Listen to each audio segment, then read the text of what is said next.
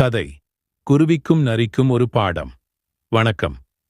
இன்று நான் ஒரு சுவாரஸ்யமான கதையை சொல்லப் போகிறேன். ஒரு நன்றி கெட்ட நரிக்கு பாடம் கற்றுக் கொடுத்த ஒரு புத்திசாலி குருவிக்குரியது. கதை ஆரம்பம். ஒரு பெரிய காட்டின் நடுவில் ஒரு அழகான பசுமைமிக்க மரம் இருந்தது. அந்த மரத்தில் ஒரு சின்ன குருவி இருந்தது. அவளுக்கு ஒரு குட்டி இருக்கிறது. தினமும் காலையில் அவள் உணவிற்காக வெளியே சென்று மதியம் திரும்பி விடுவாள். அந்த காட்டில் ஒரு நரி இருந்தது. அது எப்போதும் சுலபமாக உணவு கிடைத்துவிட வேண்டும் என்று நினைக்கும். இந்த குருவியின் குட்டியை சாப்பிட்டு விடலாம் என்று நரி திட்டமிட்டது. நரி நடிக்கிறது. ஒரு நாள் குருவி உணவிற்காக வெளியே போனதும் நரி மரத்து கீழே வந்து அதன் மென்மையான குரலில் பேசத் தொடங்கியது.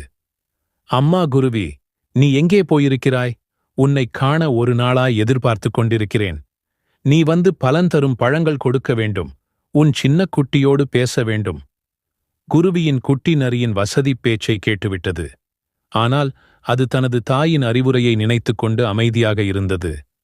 குருவியின் புத்திசாலித்தனம் மாலை வந்தது.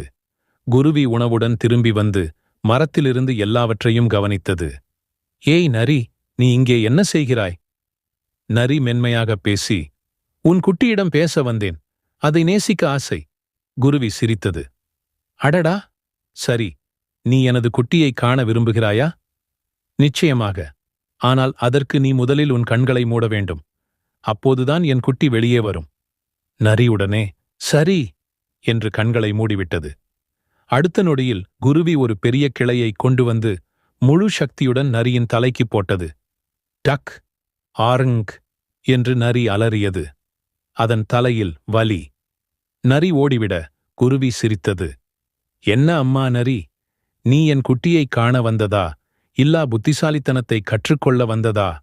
முடிவு அந்த நாளிலிருந்து நரி மறுபடியும் குருவியின் மரம் அருகே வரவே இல்லை. கதைச் சுருக்கம்.